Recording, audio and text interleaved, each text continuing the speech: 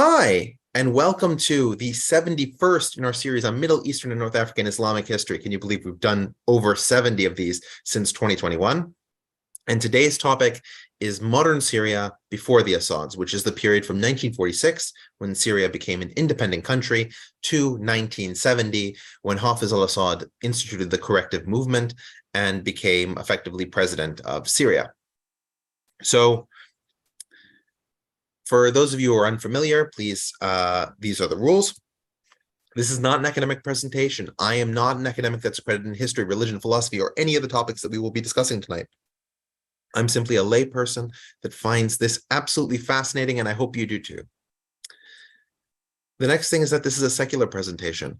I don't try to take any specific point of view and try to address these topics from an objective standard. That said, of course, this, like any other presentation in this series, will be on controversial topics. So we ask everybody to be respectful. That said, I love interactivity. Questions, comments, clarifications, please put those in the chat. I do read the chat and will respond in real time. If you prefer to ask your question auditorily, I will take hand raising in the Q&A period, and we can talk more at that point. What I like to say is that these presentations are a 101 and a 201. A 101 meaning that if you don't know anything, I'll tell you more than enough to catch you up. And a 201 meaning that if you already know something, I'll end up telling you things that you probably didn't know. The next thing is that I have a 2-hour hard stop. And what I mean by that is that at 9 p.m. Eastern time, wherever we are, whatever slide we're on, that will be the last slide of the night. And then we'll go to the Q&A. And any slides that remain, we'll just shove them off into next week, which, considering next week is the follow-up, will work out perfectly well. When I put dates below a person, you should know that if it's a political figure, that's their time in office. And with Syria, we have to be very precise because a lot of things can happen in the same year. And if it's for a thought leader, like a philosopher or somebody who doesn't directly have term limits, that will be the length of their life.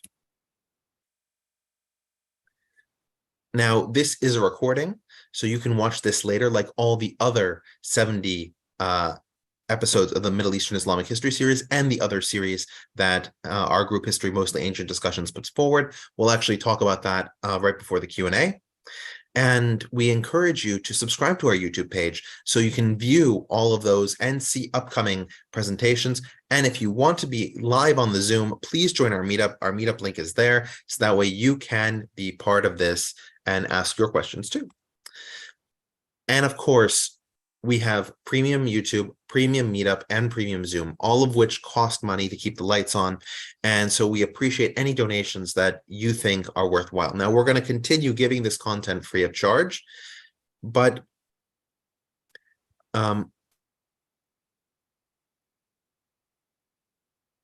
we always appreciate any money that you think is a worthwhile contribution for the amount that you've learned and discovered here today.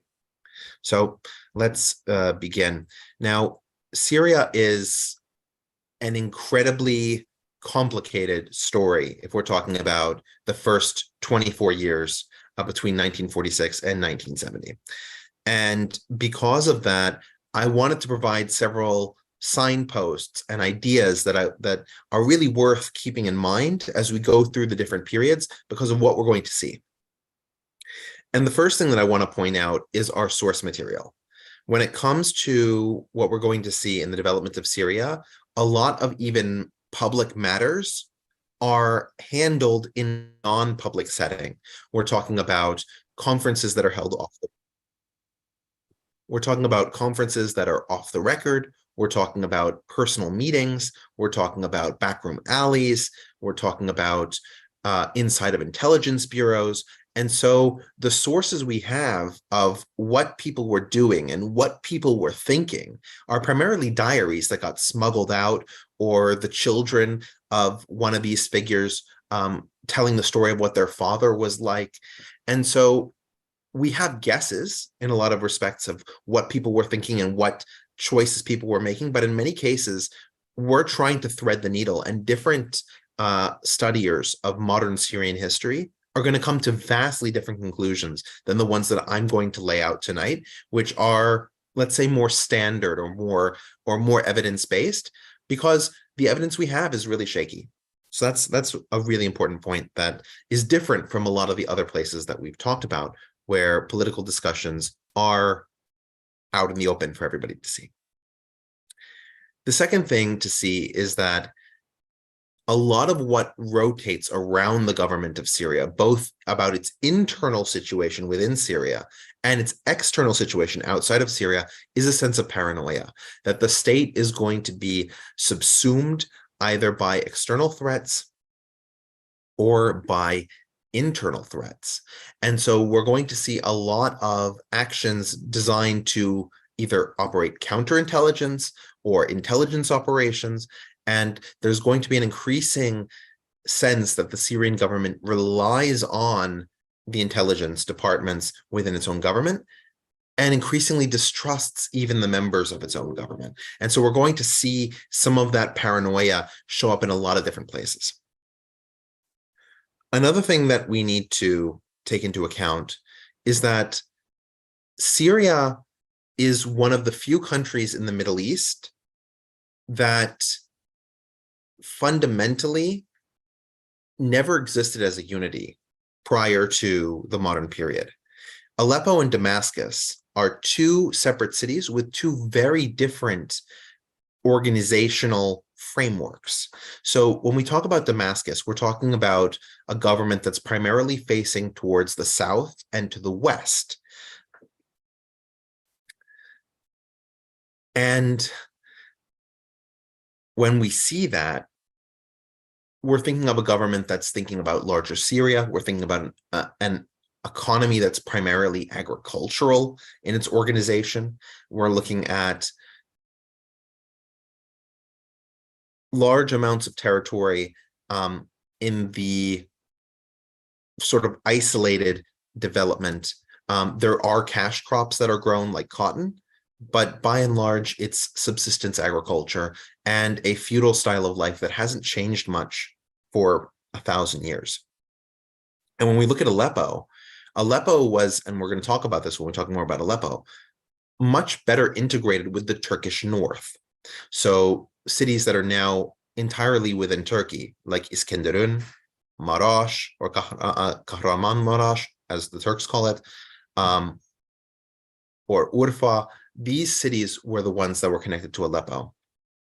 And Aleppo itself was at the crossroads of the Silk Road, meaning that Aleppo was a site of large-scale merchants and bazaars. And so its economy was much more diversified and its intelligentsia much more numerous. And so we're going to see this dialectic of Aleppo and Damascus really fighting over the future of Syria, because both of them have very different aspirations as to what the goal of Syria should be. Another thing that we're going to see is that Syria will sit at the crossroads of the Arab Cold War. And the Arab Cold War existed, at least in the 1950s, between those countries that were ruled by Western-aligned monarchies, like, for example, the monarchy in Jordan or the monarchy in Iraq until 1958, or the monarchy in Iran until 1979. And these Western-aligned states had a certain set of motives and actions. Israel, of course, was a Western-aligned state. And then, of course, you have the other side of the Arab Cold War, which is represented by states that are either neutral with regards to the larger Cold War. They're not, but more importantly, they're not Western aligned. States like Egypt and Saudi Arabia. But of course, the deck chairs on this Arab Cold War keep changing. And Syria, for want of a better term, isn't right in the middle of the storm. They're wedged between Egypt from the sea, the Saudis from the south, but surrounding them on nearly all sides are states that are Western aligned, at least until 1958. And so Syria is going to be pulled in both directions in this Arab Cold War. And we're going to see how different political groups in Syria respond to that. Another thing that is important to point out is that this is really the first time that we're going to see explicit actions by the governments of the United States and the Soviet Union to change the nature of government in the Middle East. We've seen, for example, the Soviets directly interfering in Egypt, where they sent troops as advisors in the 1970 war of attrition. But we haven't really seen these countries actively try to shape the politics of a country in the Middle East yet. But Syria is definitely going to be a case where we're going to see that, especially from the American side. Another piece that's really important, and we're going to see this quite clearly, is that this was a period that was extremely unstable. And the poll that we just conducted shows that people are expecting it to be unstable, which is right on the money. There are debates as to how to count them, but the highest number I've seen is that there are 20 coups between 1946 and 1970. Well, obviously, we're not going to talk about all of them, but you should think about this chronic instability when we're talking about the organization of government within Syria, the paranoia that we're beginning to see, and of course, the imprisonment of rivals that starts increasing in number, especially as you get into the later 50s and early 60s, where the government keeps eating itself because of the different alliances between different individuals within the government. And finally, we need to see that Syria has two different political forces at play at a larger scale, which is that Syria is part of the Arab world. And so there are pan-Arabist influences, certainly in Syria, especially at a popular level. And there are also a lot of local interests, especially when you have the manifested desires of the wealthy elites in cities like Damascus or Aleppo. And so we're going to see this conflict between pan-Arabism and local interests throughout this period. So one of the things I wanted to point out on this map is you can see, if you look very closely, and I'll show it on the Vilayet map of 1899, Aleppo, which is here in pink, and Damascus, which is here, are entirely separate from one another. They're not united in the same country, and that really only comes about later. And during this early period, we're going to have a setup that's going to follow us into the 1940s and 50s, which is that the vast bulk, we're talking about over 80% of the Syrian population, are sharecroppers. And so the Amia of 1889, although it's long before the time period that we're talking about, really sets the stage for the kind of interactions that we're going to see. In particular, the issue by the sharecroppers is that they were only entitled to 1/8 of the earnings of the land on which they sat. And that's why they revolted. And they were able to get slightly more out of their allotment, but that should give you an idea about how undercompensated they were. And in many cases, the sharecroppers and the owners of the land were of different ethno-religious groups. In particular, in the Hawran, which is that southwestern portion of Syria between Damascus and the borders with Israel and Jordan, the sharecroppers are primarily Sunni Muslim Arabs and Christians, and the landlords are primarily Druze, Druze. The Druze here are represented, of course, by Sultan al-Atrash, who was very young at the time. And we've talked about in several of the other presentations that in the 19th century, there were two major philosophical bents that came into existence. You had the nationalists and the Muslim modernists. Now, Syria, especially the modern country of Syria, but the Levant more generally, was really the home of Arab nationalism. And so the Islamic modernists that we saw, for example, in Egypt or in Iran or in Turkey to a lesser extent, really don't apply when it comes to Syria. Syria is almost exclusively in the nationalist camp. And in particular, what comes to dominate in both Damascus and Aleppo is Syrian nationalism. Now, we should be careful here that when we're saying Syrian nationalism, we're not talking about the modern country of Syria. We're talking about the Levant as a whole. So Syria, Lebanon, Israel, Palestine, and Jordan, all these areas are considered by the Syrian nationalists to have a uniting factor of culture that is distinct from what we're going to see elsewhere, even in the Arab-speaking world.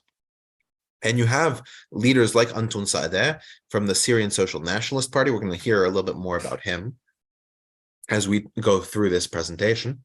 And his party, for example, advocated that a local dialect of Arabic that would be understandable by all Levantines should be the official language of this united Greater Syria, in Arabic, Bilad al-Sham. And he further instantiated this idea of unity within these various territories. And it wasn't just the Syrians in modern-day Syria who felt this way. Middle Easterners throughout the Levant region felt this kind of kinship. Boutros al-Bustani and Antoun Saadeh, for example, were both Lebanese, if we use that term anachronistically. And we see Palestinians like Konstantin Zuraik, again, if we use that term anachronistically, talking about a Syrian nationalism. We see it coming from the leaders of Jordan. In fact, that's going to be one of the fears that we're going to see from some of the Syrian leaders. And we see it also in Lebanon, especially among the Muslim population in the country. So another thing that we need to sort of remember is that during World War I, there was a relationship between the British and the Sharifian state. That's the rulers of the cities of Mecca and Medina, especially Mecca. And the ruler, or the Sharif, was Hussein bin Ali Hashemi. His family was the Hashemi family. And of course, that is the family that now rules Jordan. And at the time this was happening, Iraq also. But you should notice also that there was another confederation that existed in Arabia at this time, actually two others. You had Shamar, which was eliminated by the other one, which is the Saudis. And because of the British choice of the Sharifians over the Saudis, at least in this early portion, there's a lot of antipathy that develops between the Saudis and the new Hashemite rulers in Jordan and Iraq.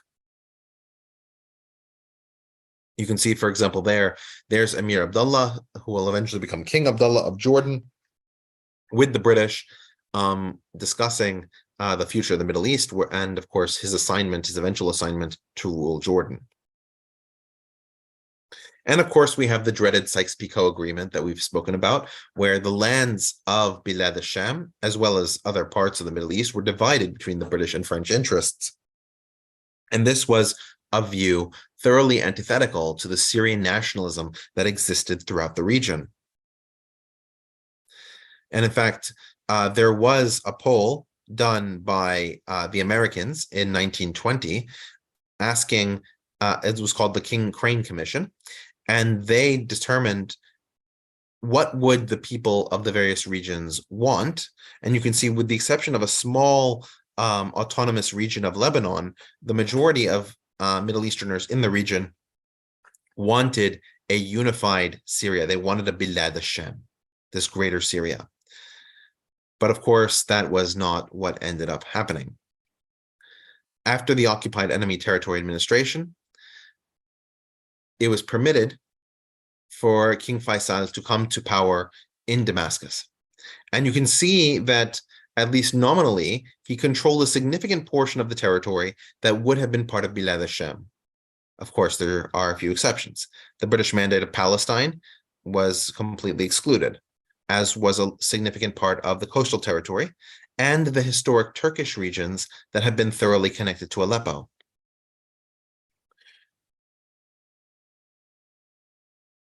Regardless, the French didn't allow to last. And in July of 1920, at the Battle of Maysalun, the French defeated King Faisal I, the Sharifian, and forced him into hiding. For many Syrians, this was the fall of the legitimate monarchy and would begin the period of the French Mandate, which they saw as illegitimate. Right? And so you have these borders, and if these borders look suspiciously familiar, they should be, because they're pretty much the borders that are in use today. And those mandates, at least in theory, were based on the Wilsonian idea that the various occupying powers would be preparing their peoples for the eventuality of independence. In reality, though, there were no safeguards or requirements of progress made on the various entities holding those mandates, on France and the UK in this case. And so there were no actual serious attempts made by the French to set Syria on a course for independence. Now, in contrast, Lebanon, which was much more French aligned, they certainly had a lot more experience with governance since the French trusted them more in terms of the similarity of faith and the long history of Franco-Lebanese relations. So this is the point where I sort of point out the differences to a greater degree between Aleppo and the rest of Syria. As I pointed out, if you look at the map in the center, which sort of shows the different wilayats or governorates of the Ottoman Empire prior to its conquest in World War I, you can see that Damascus is the governing region of Wilayat Syria or Wilayat Dimashq, the governorate of Syria or the governorate of Damascus. And as you can see, the focus of that region was of course in Syria, where the population is dominant, but also down through Jordan. And so this relationship, this north-south relationship between Damascus and the areas of what is today Jordan, was something in the minds of most Damascene leaders and the population throughout the region. Now, we should also point out that south of Damascus, the population was mostly rural. We're talking about roughly 250,000 people right after World War I. So this was a very underpopulated area. You can contrast that now with the fact that Amman is the single largest city in the Levant with a population of over 4 million people. But that was not the situation in 1917. Conversely, Aleppo is pointed towards the north. And as you can see from the trade route maps on the right-hand side, the east-west and the north-south crossroads of the Silk Road go right through Aleppo. And so you had these magnificent souks, or outdoor marketplaces, bazaars, with an incredible panoply of different goods from all over the East, the Middle East, and the West coming through the region. This led Aleppo to be relatively more educated than other areas within what's today Syria, and it also meant that it was much more connected with other foreign populations. Aleppo had a much larger minority contingent than Damascus did, especially minorities like Turks or Kurds, who had come from the north and had made their wealth in the city. And so we're going to have this fractious relationship between the Aleppines and the Damascenes, especially since the capital is in Damascus, but the greater proportion of wealthy individuals and organized individuals are going to come from Aleppo. Unfortunately for Aleppo, within the context of Syria, is that it now had a firm border with most of the former cities with which it traded. Being on the other side of the Turkish border meant that Aleppo couldn't extract as much wealth from being an intermediate trade route as it had in centuries past. And a lot of what we're going to see with Aleppo is an attempt to try and revitalize these trade routes. One of the dominant ways of doing this is to try and create a union of some sort with Iraq, because if you look at the trade routes, Aleppo is constantly connected to Mosul, to Baghdad, to the cities of Iraq on their way to Persia, and that is a way of circumventing the Turkish highlands or the Armenian highlands in the eastern part of Anatolia, which are much harder to navigate. But yet the failure to create that union with Iraq would ultimately lead Aleppo to continually be second fiddle in many respects to Damascus.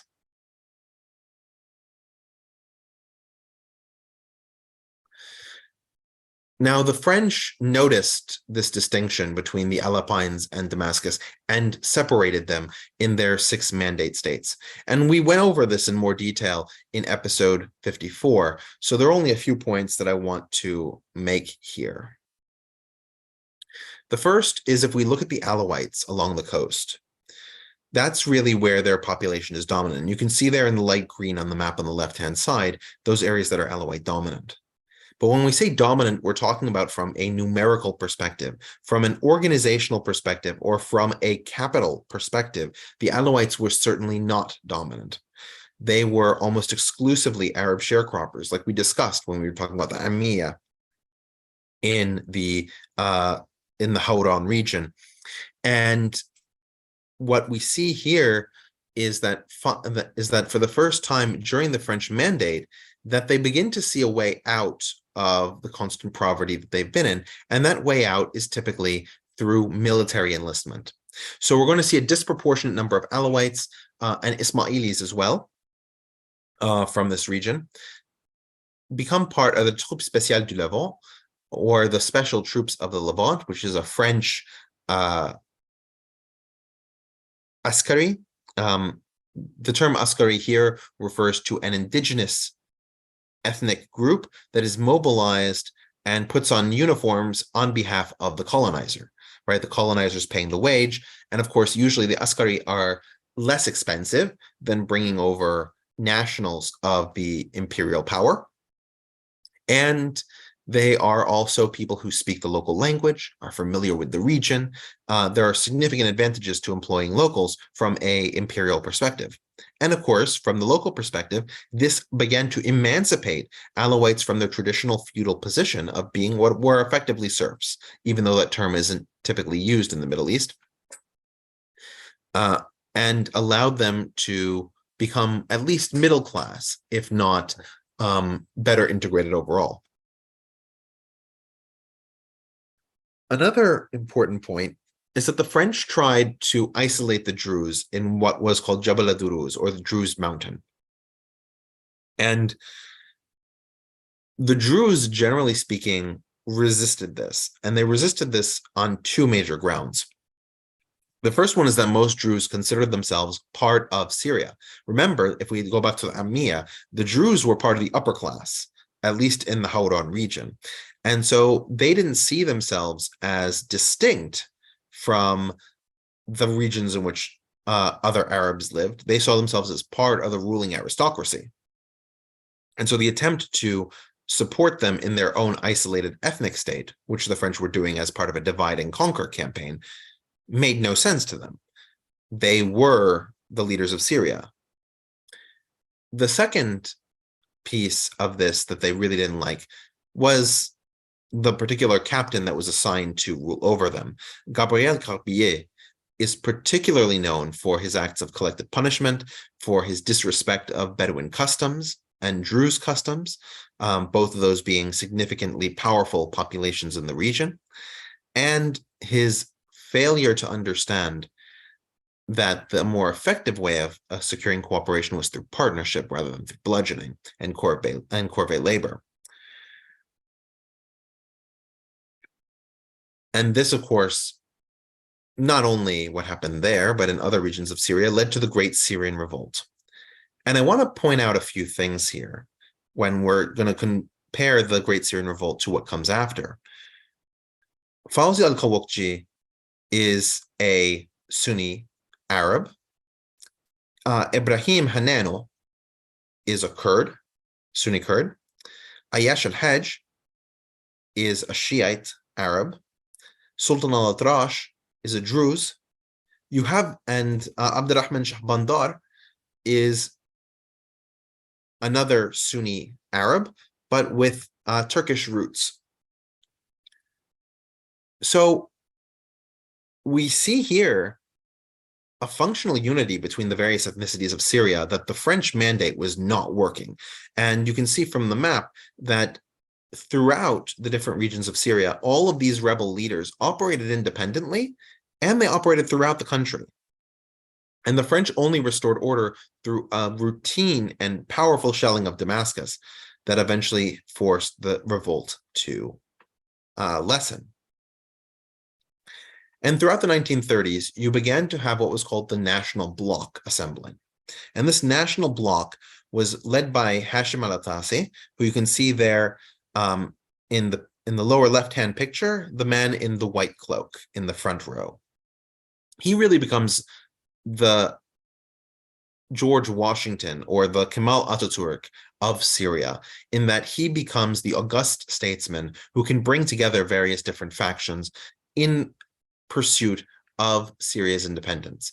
And as we pointed out with the Great Syrian Revolt of 1925, all the different factions of Syria wanted independence from the French. What they would do afterwards, how they would pursue their aims afterwards, we're going to see is going to fall apart. But at this point, they're all united. And no surprise here, given what we've talked about earlier, Hashim al-Attasi is from the north. He's from Aleppo. And he represents that educated, well-instantiated, wealthy family that is going to be that has run Aleppine politics for centuries, even under the Ottoman period. Now, when he's organizing Syria as part of the National Bloc being those group of Syrian nationals interested in creating a new Syrian republic, they're going to do it in a French mold. They're going to establish a constitution. That constitution is going to create separation of powers. It's going to promote basic human rights like freedom of speech, freedom of assembly, freedom of the press. And in many ways, the blueprint that was created in the 1930s was for a democratic Arab state. Now, we begin to see increasing anger with the way the French are handling Syria, if there wasn't already a quite substantial amount, in the run-up and follow-through of World War II. In terms of the run-up, Turkey argued that because Turks were the largest single ethnicity in Hatay region, or Alexandretta region, as it was called at the time, that region shouldn't be part of the French mandate of Syria. It should be part of Turkey. Now, as you can see from the actual population information that was compiled in the 1930s, if you add up the Melkites, Greeks and other Christians, the Sunni Arabs, the Alawites, all these groups, they are more in terms of number than the Turks. But as they had been divided into separate groups through the French system of dividing these different ethnicities, the Turks were able to argue that they were the largest single percentage. Syrians were almost uniformly opposed to the cession of Alexandretta to Turkey. And you can see the protests on the right-hand side.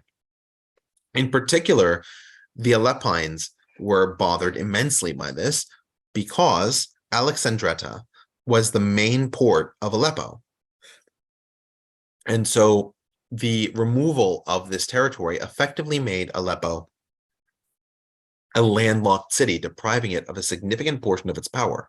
Now, remember, of course, that the border between Syria and Turkey, as it is today, was a hard border, in contrast to how it had been during the Ottoman period, where not only was there no border there, but those areas were under the authority of the governor of Aleppo. So it was even within the same government.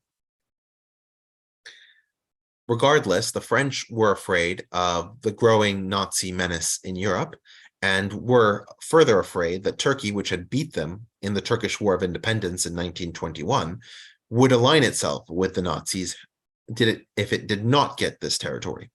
And so they'd rather appease the Turks and possibly keep them out of World War II than be loyal to the population of the mandate they controlled. And they ceded that territory to Turkey, which Turkey gleefully entered with its own military forces soon after. A particular tragedy of this that we've discussed or alluded to is that Alexandretta, the region, had 11% of its population being Armenians, many of them who had fled either from the Armenian genocide that occurred during World War I, the reprisal massacres that occurred when the French lost the Turkish War of Independence, because many Armenians had fought alongside the French in recovering areas of southern Anatolia that were then lost to the Turks. And so many of them fled to Alexandretta after the war. And so both of these populations again had to flee into Aleppo. And that population created another sort of nucleus of destabilization because they were absolutely sure they did not want to live under a Turkish authority.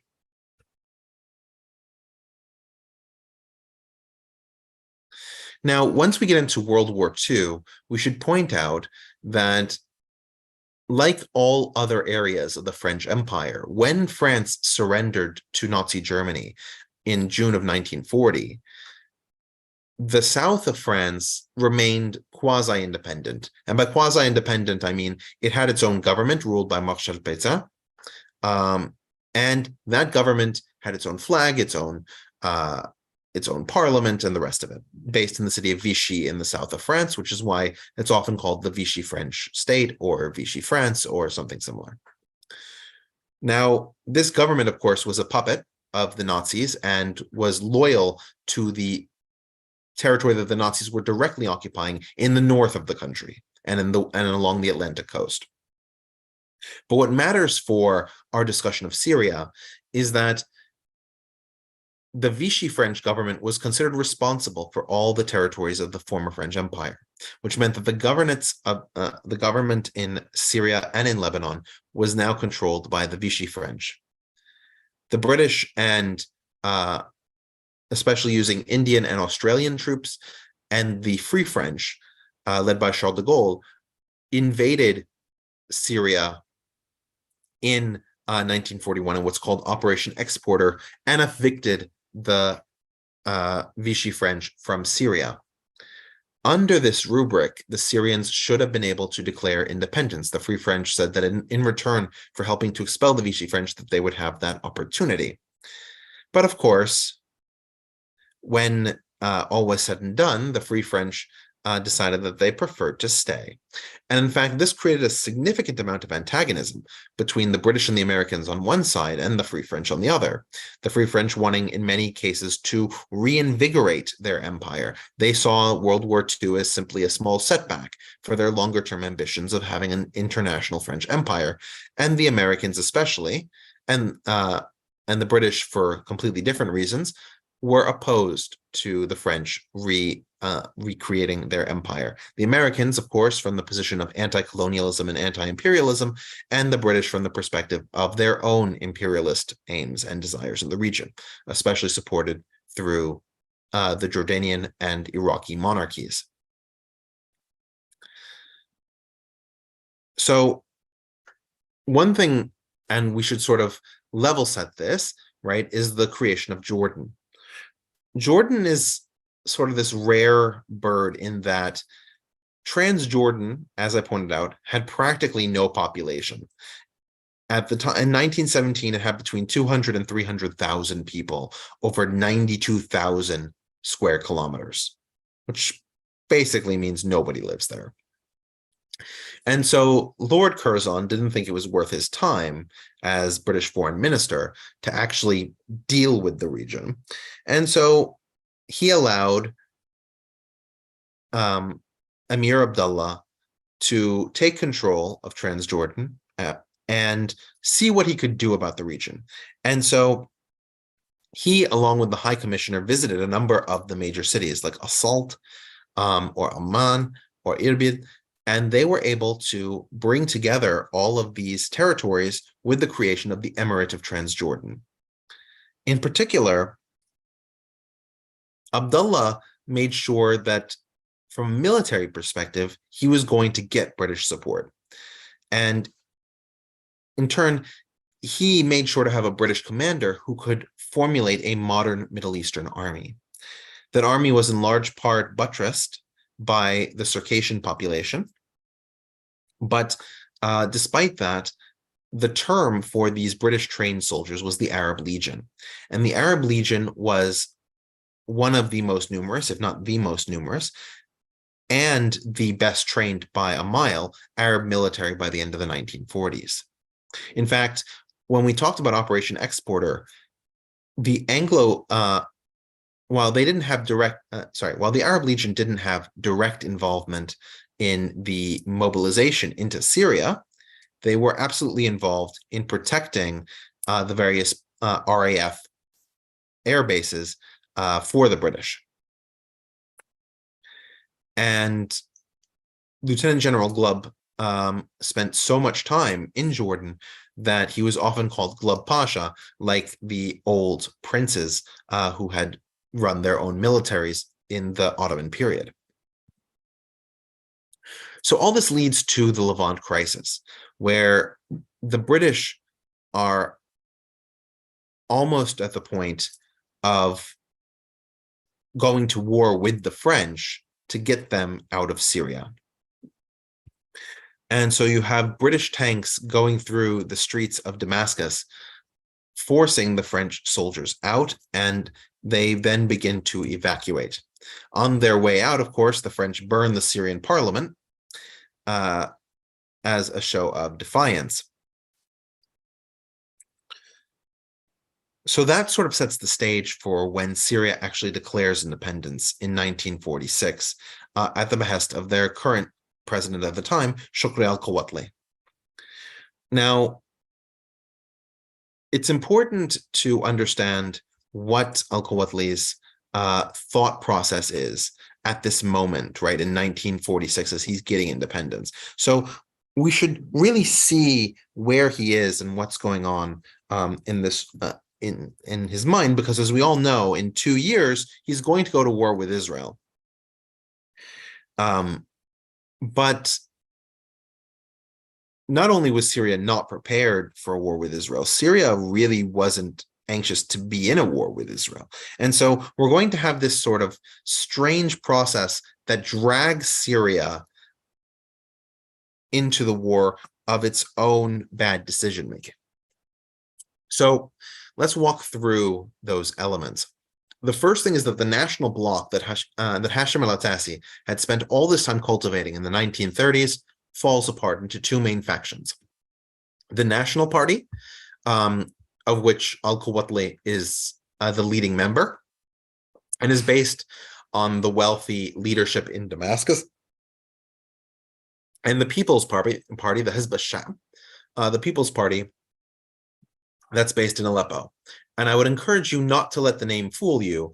This is in no way a socialist party, a liberal party. It is a conservative, capitalistic party. Both of these parties are. They just represent different regions of the country and their particular interests. As a national party person in Damascus, his attention is focused southward. And so he notices King Abdullah I of Jordan. Jordan also became independent in 1946.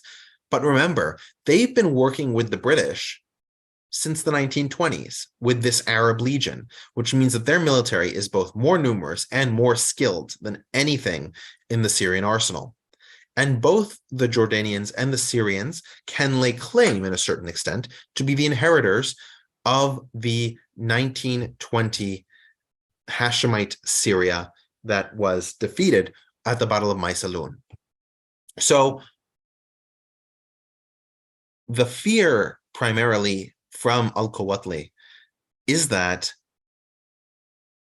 what's going to happen is that the Jordanians are going to seize the opportunity to recreate Hashemite Syria based from Amman.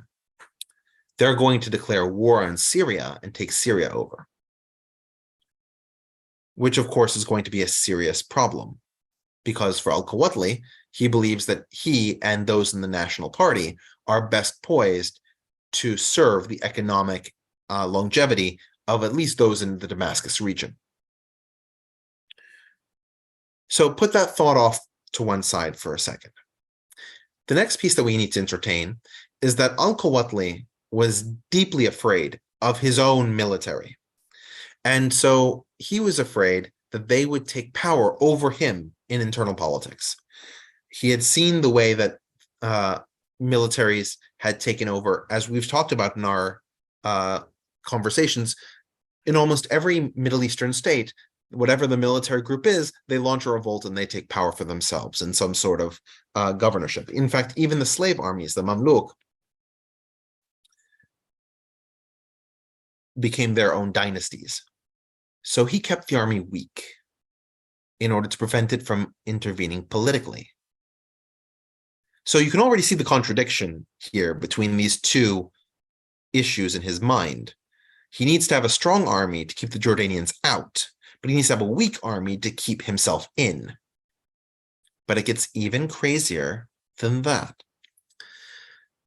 So his biggest thought process in order to remedy this contradiction is that he should align himself with the British and their desires in order that the British prevent the Jordanians from attacking. Because as we pointed out just a second ago, the leaders of the Arab Legion were British officers. And so Britain really held the reins on whether or not the Arab Legion would attack.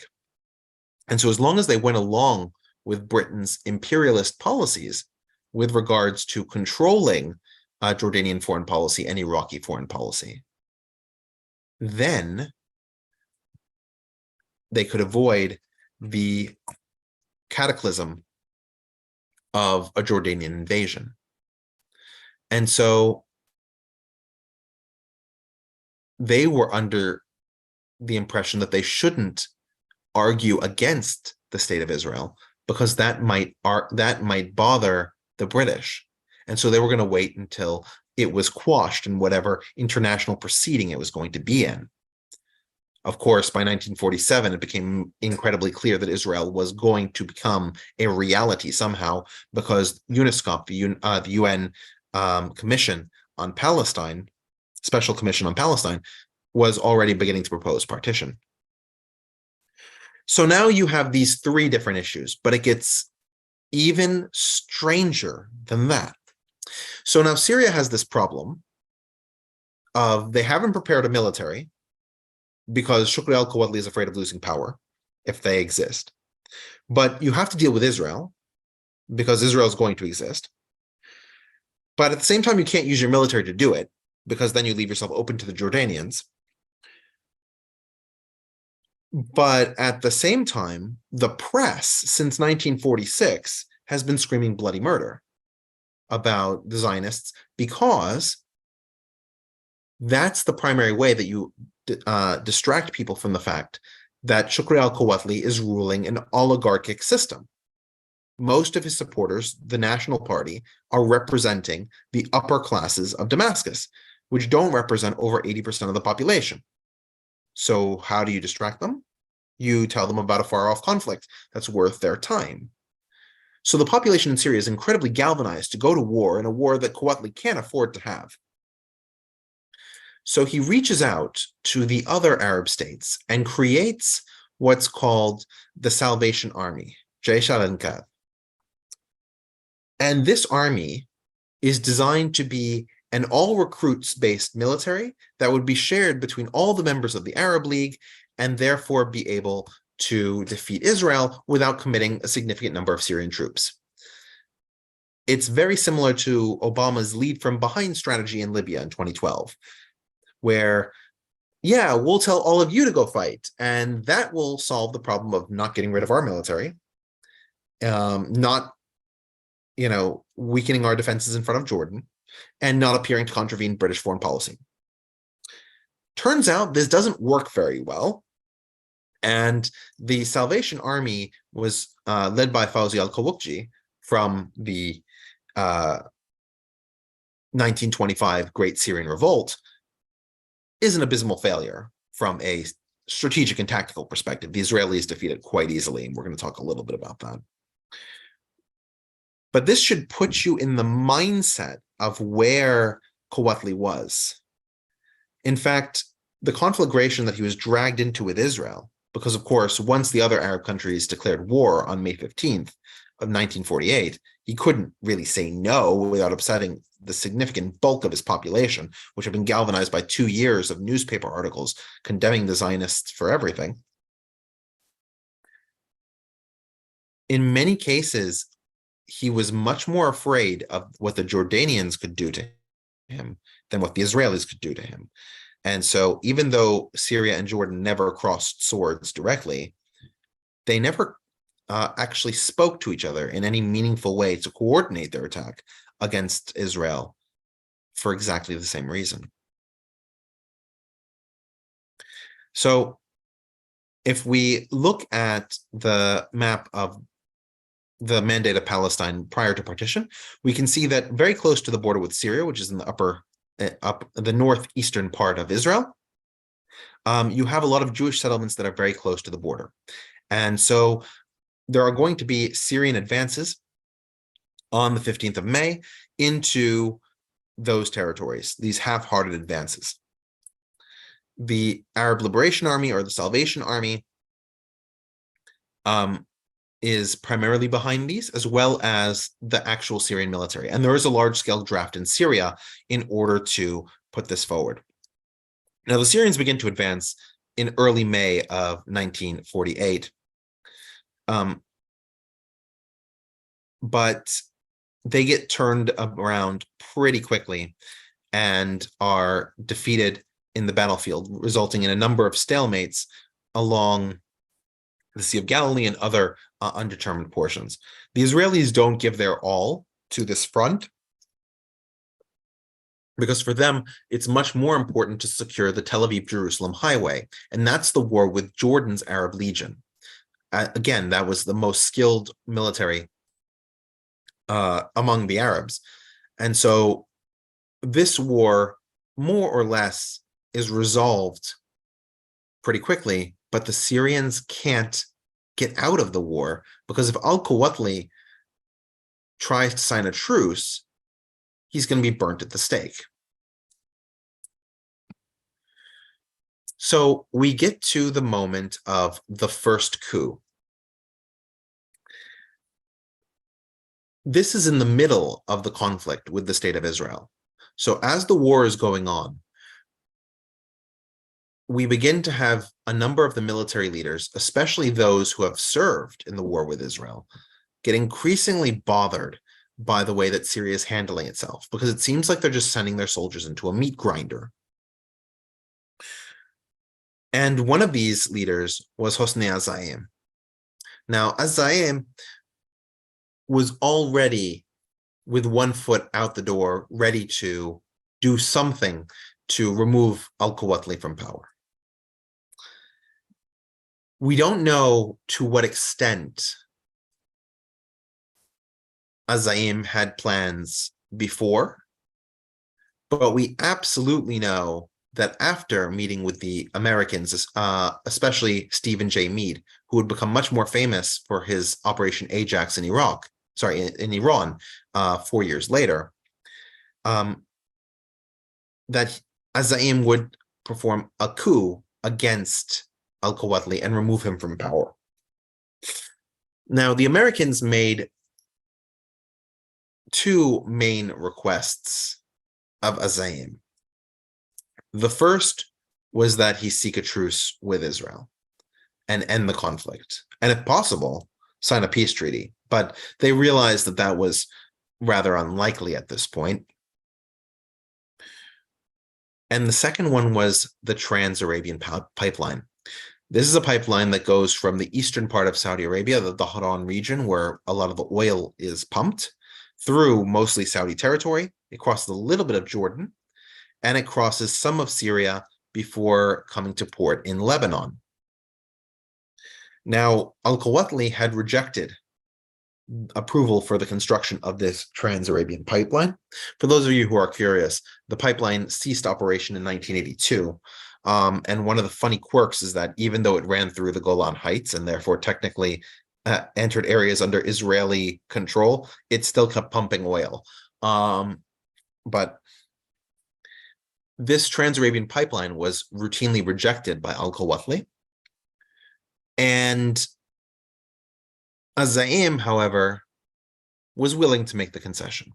So he approved creating a truce with the Israelis, and he approved the Trans-Arabian pipeline. He also made a few other moves. He tried to increase women's suffrage. It didn't work out. While he replaced al-Quwatli, he didn't quite remove all of the strictures of Syrian parliamentary government. And so the parliament refused to permit women to vote. And of course, az-Zaim justified his coup by saying that al-Quwatli wasn't actually loyal to the troops he sent. And he argued that al-Quwatli had provided tainted rations that were getting the population sick, things like rancid butter and other bad food, in combination with poor weapons. Now, al-Quwatli was arguing that he had poor weapons because the Americans refused to give him weapons if he would use those weapons against Israel. And at that point, he didn't want to reach out to the Soviets for fear of angering the British, who might unleash the Jordanians after him. Follow the thought process. So regardless, az-Zaim was able to take power. And I want to draw some attention to the border between Israel and Syria after the war in 49. Now, the Golan Heights and the Green region, which is the UNDOF region, that neither of those apply for most of today. But the Golan Heights and the UNDOF region are all part of Syria at this point. And what's really concerning are those dark brown areas. Those are the demilitarized zones. Those were areas where Syrian military soldiers had been when they signed the truce with Israel on the 20th of July in 1949. And the truce was signed in such a way that effectively it was unclear to whom those regions belonged. And the UN permitted both Syrians and Israelis to build in that region. So what we end up having, though, is a region that is, at least in name, demilitarized, that neither side can put troops in that area, and both sides can settle freely in that area. The Israelis begin to settle rather aggressively, and a lot of Israelis come to the area with relatively advanced agricultural techniques and technologies. They also come to the region relatively adept at building towns and settlements. Remember that if we go back to our discussions on Israel, the Israelis had been building kibbutzim and moshavim in the territory of Palestine, the Mandate of Palestine, for over 30 years at this point. So they were relatively skilled at creating these sorts of operations. By contrast, the Syrians who were moving into that region were generally poor sharecroppers from the Hauran region. And so in many cases, they were looking for whatever former village used to exist, but was probably bulldozed in the war. And you had this sort of discrepancy where the Israelis were able to control to a significant degree the demilitarized zones, even if in actuality they couldn't put a military there. And you begin to have altercations between the Israelis and the Syrians around these demilitarized zones. Now, there are conflicting arguments as to who the provocateurs were and who the victims are in this arrangement, and it may well be different from day to day. But you would have a lot of cases where Syrians would fire missiles into Israeli positions. For example, you can see Ein Gev on the Sea of Galilee's eastern coast, which was an Israeli kibbutz built in the demilitarized zone and was very close to Syrian missile facilities that were, by elevation, significantly higher up the mountain, but not far away as the crow flies. And so those areas would be hit.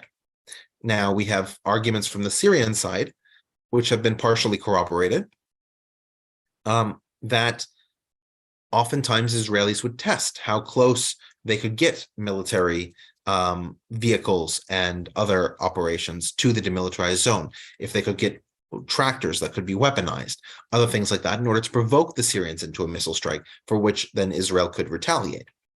And so you have this sort of cat and mouse scenario going on all along this border from 1949 until 1967. One last thing that's worth pointing out about az-Zaim, and this sort of sets the tone for a lot of the political wrangling that will occur, is that he assassinated Saada. If you remember, Saada was one of the founders of the Syrian Social Nationalist Party, which, despite its name, is not a Nazi party. It's just a nationalist party, and that was in favor of a greater Syria.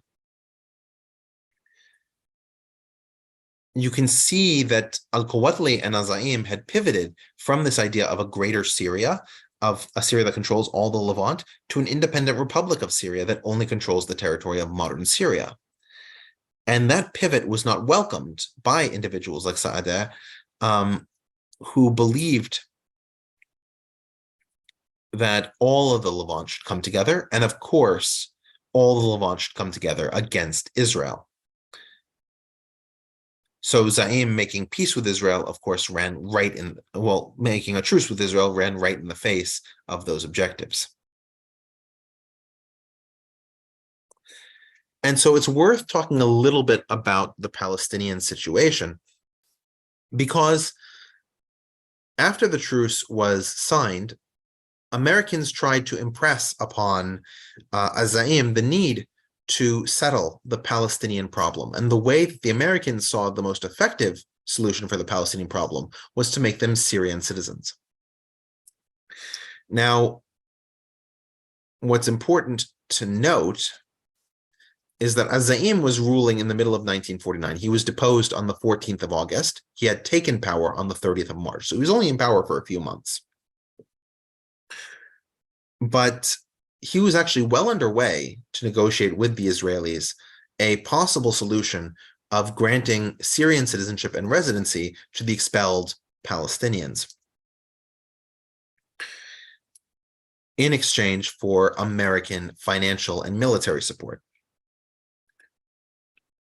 That plan, of course, was never realized because the armistice was signed on July 20th. You can imagine the negotiations for this were starting later than that, and he was deposed on 14th of August. But because of this failure to relocate the Palestinians into Syria, we have the refugee situations that the UN recognized with UNRWA, and that we talked about quite extensively in episodes 65 and 66, if memory serves. So, in order to remove az-Zaim, one good coup deserves another. And so you had two individuals, al-Hanawi and ash-Shishakli, launch a coup together to take out az-Zaim, and they killed him on the spot. In fact, ash-Shishakli brought the bloody shirt of az-Zaim that from when they had killed him to the wife, the widow of Saada, because ash-Shishakli had been a proponent of Greater Syria for a very long time and saw Saada as an inspirational moral leader. But ash-Shishakli wasn't the dominant power after the coup. The dominant power after the coup was Sami al-Hinawi.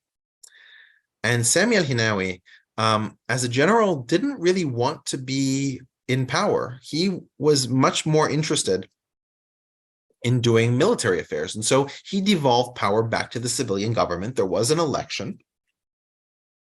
And in this election, Hisham al-Attasi, right, that same leader who had taken us through the 1930s, was elected the leader of Syria.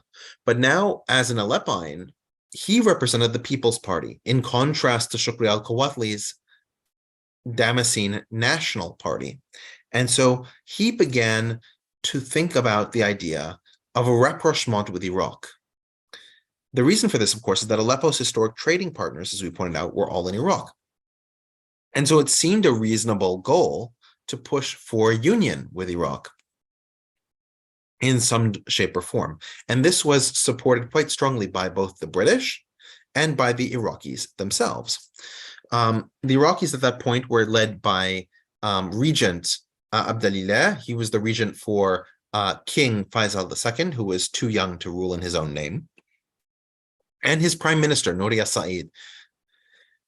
Now, those two men wanted to implement what was called the Fertile Crescent Plan, where they would annex the territories of Syria, Lebanon, and eventually Israel through the force of arms into one state. And of course, Jordan and the in the West Bank that it already occupied were already under Hashemite rule and therefore could be joined through a process of negotiation.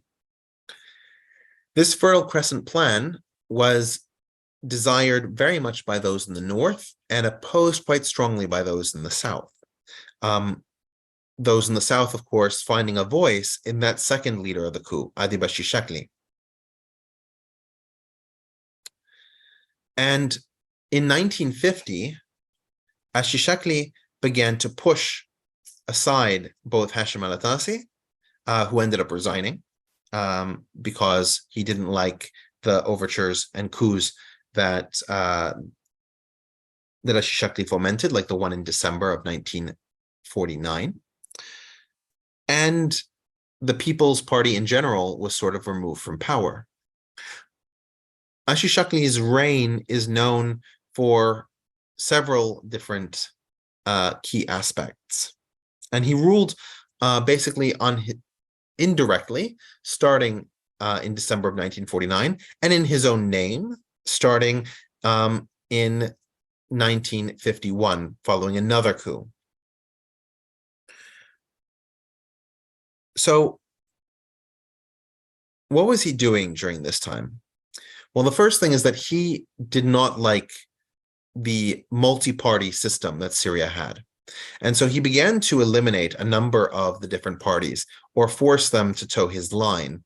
And both the People's Party of Aleppo and the National Party of Damascus, along with some other parties like the Communist Party, the Syrian Muslim Brotherhood, the Ba'ath, all these parties were made illegal and their members forced to become either independent or get out of politics. Shishakli also tried to open up a new chapter in Syrian-Jordanian relations. Now, King Abdullah was assassinated in 1951, and his successor, his son, King Talal, was much more opposed to British policy than Abdullah I had been. And so Shishakli tried to negotiate a peace with Jordan. In fact, this was the first time that the Syrians opened an embassy in Amman, and they were able to come to a certain accord on the boundaries between the two countries. Unfortunately for Shishakli, Talal was moved out of power through machinations within Jordan. And those machinations saw him listed as schizophrenic, and rule was given to his son, Hussein, who at this time was barely the age of majority. But Hussein would be the king of Jordan for over 50 years. Now, another thing to take into account is that Shishakli begins the period where the ruler of Syria doesn't necessarily have to occupy the title of president or prime minister. The ruler of Syria can move through different kinds of secondary apparatuses. In particular, Shishakli was the leader of the military and of the intelligence services. And he, at least until 1953, didn't really interfere directly with politics. He would interfere indirectly. In particular, he wanted the civilian head of the military to be a person he chose, not people appointed by the dominant parties in the parliament. And so one of the people he liked very much was Fawzi Selu. And you can see a reenactment of Shishakli and ad-Dawalibi being one of the parliamentarians, arguing about Fawzi Selu because ad-Dawalibi refused to permit Fawzi Salou to be part of the government. And that's what ultimately led ash-Shishakli to remove ad-Dawalibi and others from the government in that coup in 1953. You also have economic developments under ash-Shishakli. So for the first time since independence, Syria is somewhat stable with ash-Shishakli. Remember, he ruled for around 4 years. And in this period, Syria's agricultural productivity rose, its urban organization grew, it began to industrialize, but Syria wouldn't become a country with even 20% of its revenue coming from industry until the 1970s. So the industry was slow, but the agricultural output was higher. And so people were beginning to live a somewhat decent life relative to what they had lived before. In terms of foreign politics, ash-Shishakli originally wanted to maintain a decent relationship with the British and the Americans. But the real issue for him when it came to the Americans is their insistence on making some sort of agreement with Israel, or promising that if they were to give him weapons, that he wouldn't use them against Israel.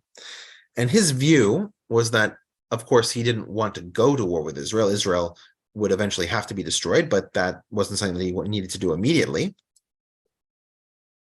But he didn't like the idea of the restraint being put on him. He didn't like the idea of being checked on. And so he decided if the Americans weren't going to give him what he wanted, perhaps the Soviets might. And so this begins the shift in Syrian politics to start looking away from the United States and Great Britain as powers that could serve a Syrian interest. Now, there's also a question of why didn't ash-Shishakli reach out to the French, considering the French still had a strong interest and a strong footprint in the Middle East? And the answer is quite simple. At this point, France had staged most of its hopes on maintaining power in the Middle East through Israel. And so the French pro-Israeli position was something that ash-Shishakli found untenable. So one of the things I want to take away from this moment is that we're already beginning to have two governments in Syria. We have a new constitution that was approved in 1950, and this new constitution was, at least on paper, incredibly liberal. We're talking about divided powers, elected parliaments, multi-parties, freedom of speech, freedom of the press, freedom of assembly. All of the major elements of a democratic capitalist-style society are existent in the constitution. And that is one kind of government that Syria has. And secondly, we begin to have this government that sort of operates in the intelligence community and the military, that sort of guides policy and sort of organizes policy by choosing which individuals who have real power to administer rise or fall. And so we're going to see this divide grow ever more after ash-Shishakli is deposed in 1954. So what should have happened, right, is that now without the military in charge, that you return to democracy. And the way this had happened originally was that ash-Shishakli heard that the Iraqis were supporting the Druze. Now, when ash-Shishakli took power, he had decided to derail al-Attasi's desire to unify Syria and Iraq. In his view, Syria should not be subject to Hashemite power and should be its own ruling authority. So the Iraqis were incensed by the fact that they had started to already put together memoranda and ideas about how to unify Syria and Iraq. So they wanted to oust ash-Shishakli however they could. And one of the most effective ways would have been through a rebellion. And so there were Druze protests. Some of them turned a little bit violent. But ash-Shishakli decided that what he was going to do to these protests in January of 1954 and February of 1954 was to use the police to actually put down the revolt. And this was really the first major instance of this kind of event happening where a protest occurred and it was met with direct police violence. It's estimated that between 70 and 80, maybe even as high as 200, Druze were killed. And this galvanized Druze opinion, led by Sultan al-Atrash, to militarize against the government of ash-Shishakli, especially for what happened in the largest city in the region, Suwaida. Hashim al-Attasi, who, as I said, resigned from ash-Shishakli's government because of how stymied he was and how ash-Shishakli didn't recognize the traditional civilian oversight of the military, sought out al-Atrash, and the two of them began to confront ash-Shishakli. Now, through strength of arms, ash-Shishakli may have been able to prevail against Sultan al-Atrash, certainly against Hashim al-Attasi. Hashim al-Attasi didn't have a military force at all. But ash-Shishakli understood that if he did this, he would plunge the country into war. And so he decided to resign power and to leave the country. Now, there are different perspectives on what Shishakli's thought process was at this point. There are those who say that he intended to return and was just leaving because he saw the opportunity as not being there at the present. There are those who believe that he was operating with sort of a kinder heart and not wanting to see Syria fall apart in a civil war, only a decade less than that since independence. There are some who argue that ash-Shishakli had some other plan or some other schema. Maybe he was going to unite with groups outside of the country in order to stabilize the situation. Whatever the reasoning was, we'll never know. But we do know that ash-Shishakli was consulted for other attempts of other coup attempts in Syria. After Hisham al-Attasi came back to power, there were new democratic elections, and those elections in 1955 put Shukri al-Quwatli back in power. The man who was dethroned in 1949 through a coup now came back to power through the power of the ballot box.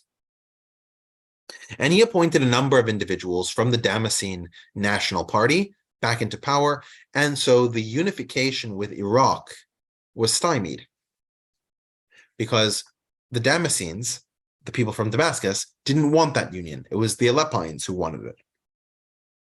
And instead he turned to the historic enemies of the Hashemites, the Egyptians and the Saudis, for the possibility of doing some other unifying work.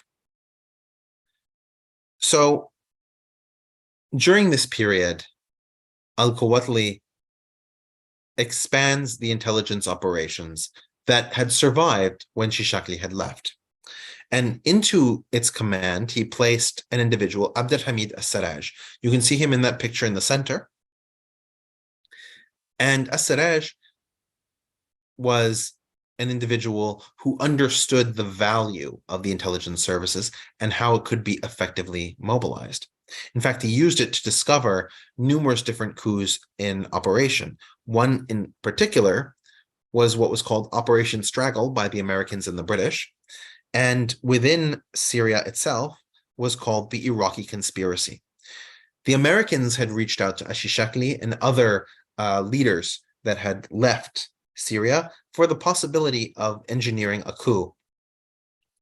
The Americans were afraid that al-Quwatli's dealings with Nasser, with the Saudis, with considering loans and other military supplies from the Soviets, that Syria was turning communist. Now, the Communist Party in Syria had very minimal power, and most people didn't see themselves in Syria as communists. But this was the perception in the United States government, and certainly within the CIA. And so their view was that what they should do is try to instigate a right-wing corrective movement to prevent Syria from going into the Soviet camp. Now, ash-Shishakli was not their first choice, but he seemed the most viable candidate in order to effect this kind of change. However, ash-Shishakli, after conferring with US government officials and conferring with other individuals still with who were his allies, who were still within Syria, he walked away from the proposal. That didn't stop the Syrians from uncovering elements of it, and they called it, as I said, the Iraqi conspiracy, because a significant portion of collaboration had been not just from the Americans and British, but from the Iraqis as well, who were trying to reinstate Alepines from the People's Party into power and to put forward the unification.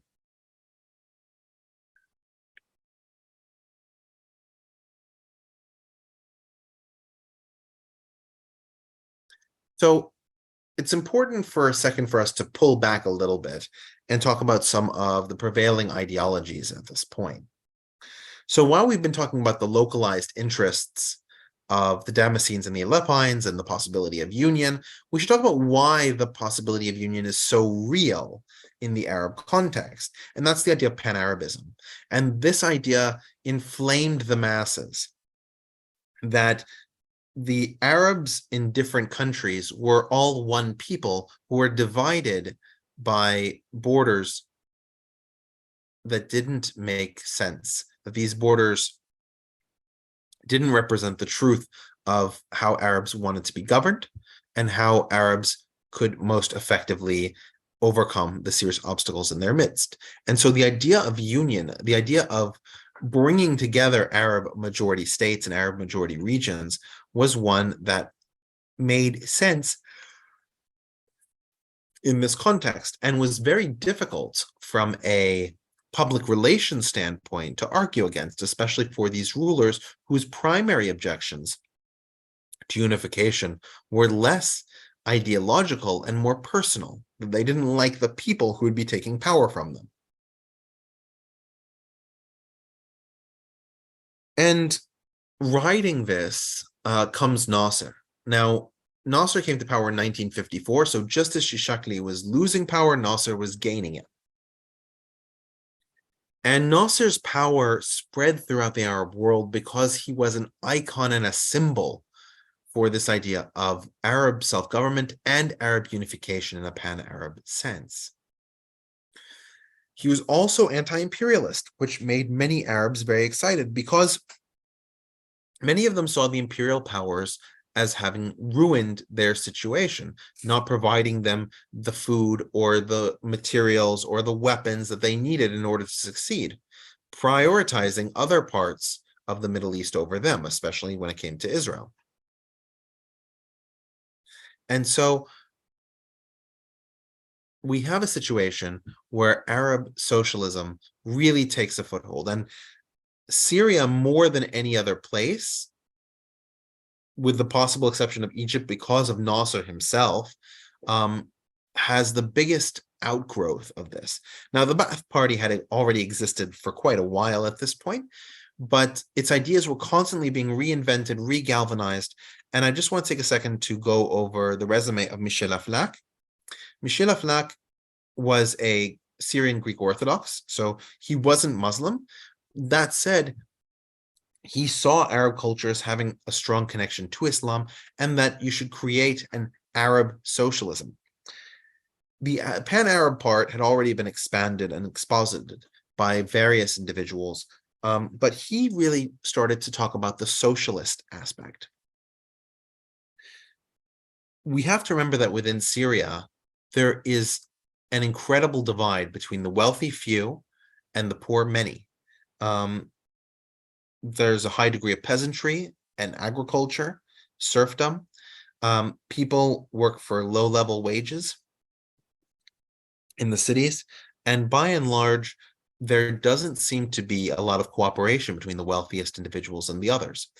And so you can see that in both of these quotes, he's talking about the possibility of creating solidarity between citizens, of creating unity between citizens, and doing that through limiting the excesses of wealth, through the excesses of capitalism, and by creating a system that protects the workers throughout Syria. Now, one thing to notice here is that by and large, this doesn't signal a command economy, right? This is not communism. This is and it's not a large welfare state either. It's simply a state that will break up the wealth of a few individuals and redistribute it for a more egalitarian society. But from the American perspective, especially with the destruction of or revelation of Operation Straggle, the Americans began to paint Syria as a communist country, or a country on the verge of turning communist.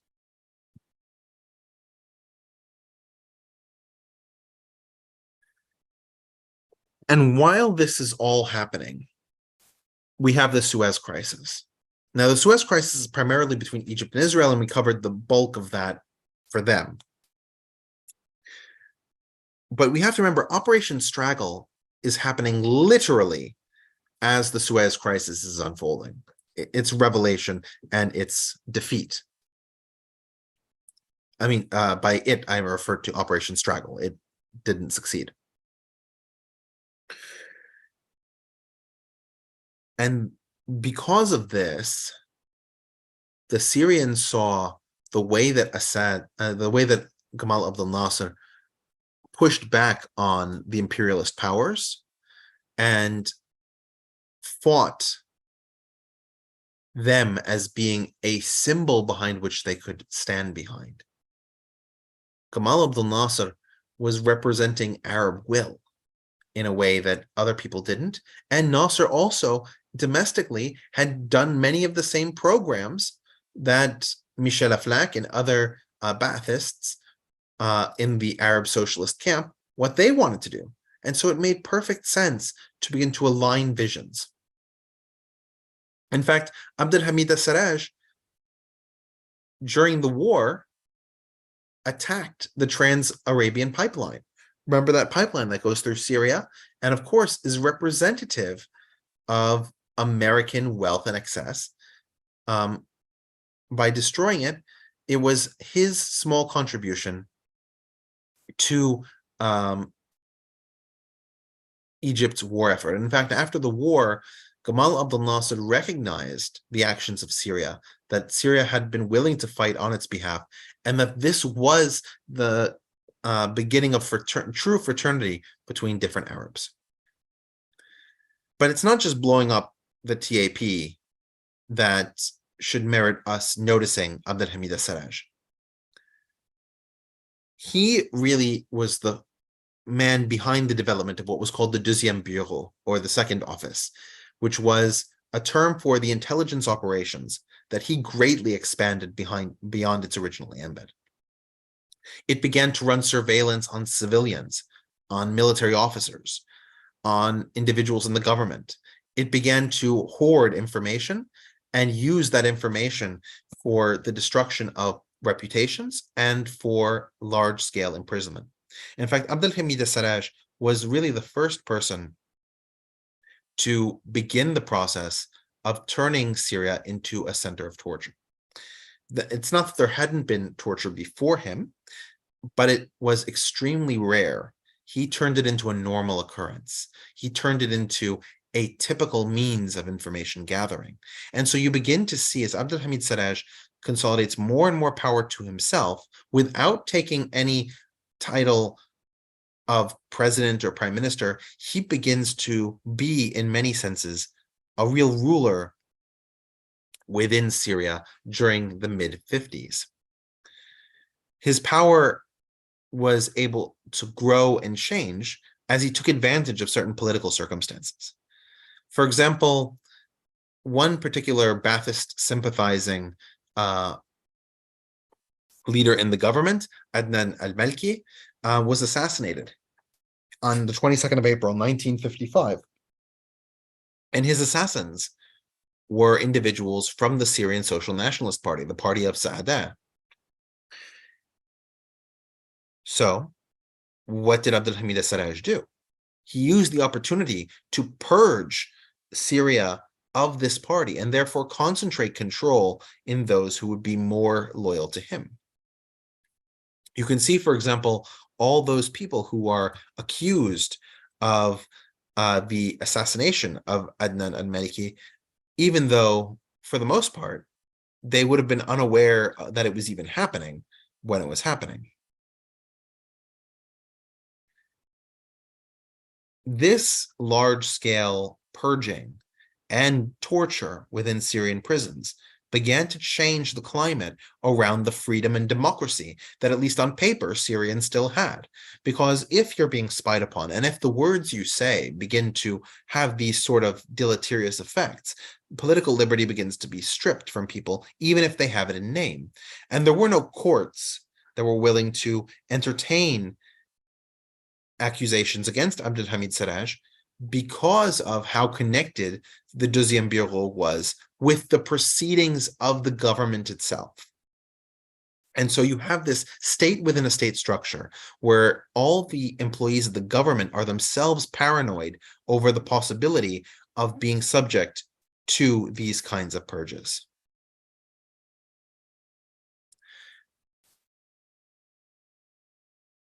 And we also see during this point, as Syria begins to move further and further into this sort of police state, torture state, that antipathy towards the West begins to grow.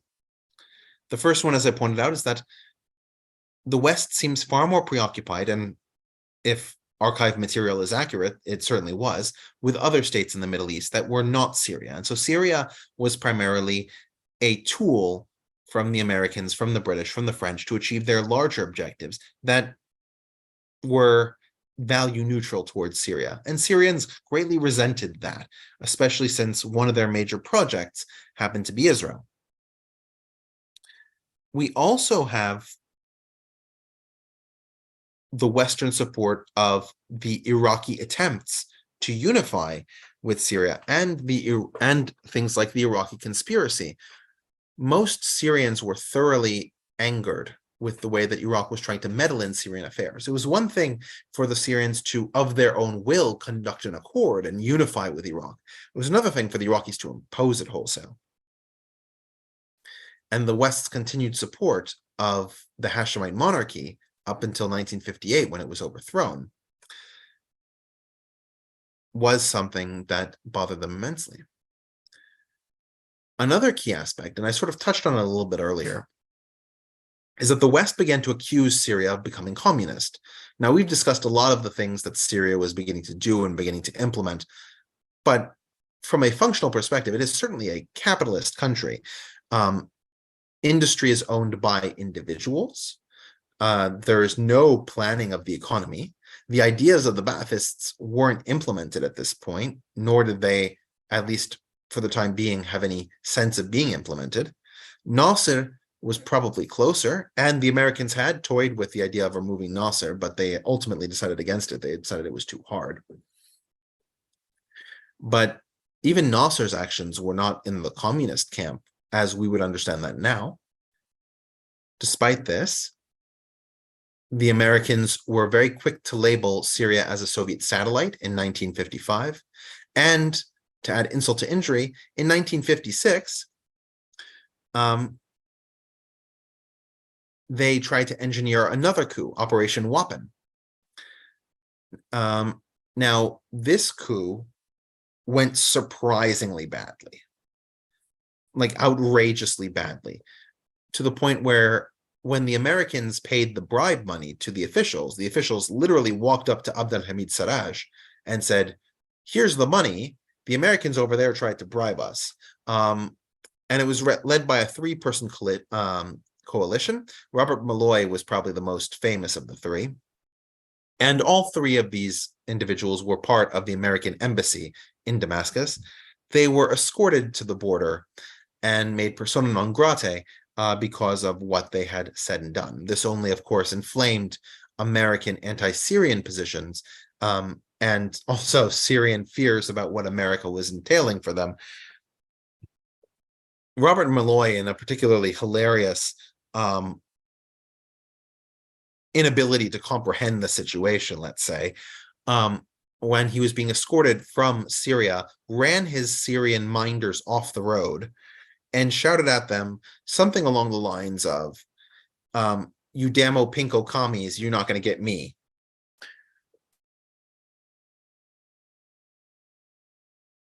As you can imagine, this, in combination with the fact that the United States refused to grant Syria necessary loans for infrastructure and agricultural development, along with military needs that they had, meant that Syria was increasingly skeptical, if not antagonistic, towards the desires of the West and especially the Americans.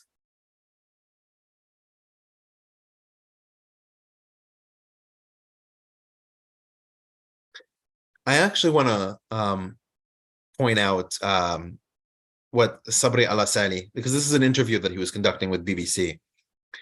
And the BBC asked him if there are communists in Syria. And he mentioned that there was one parliamentarian in the Syrian parliament who was communist. And then he pointed out that France, Israel, and a number of other states have communists in their parliaments that are far more numerous and far more vocal. And yet the United States doesn't call those communist countries, pointing out the hypocrisy in the labeling from an external point of view.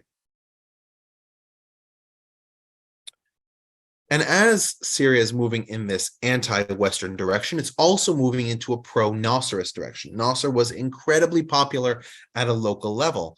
And so you begin to have discussions for the unification of Syria and Egypt.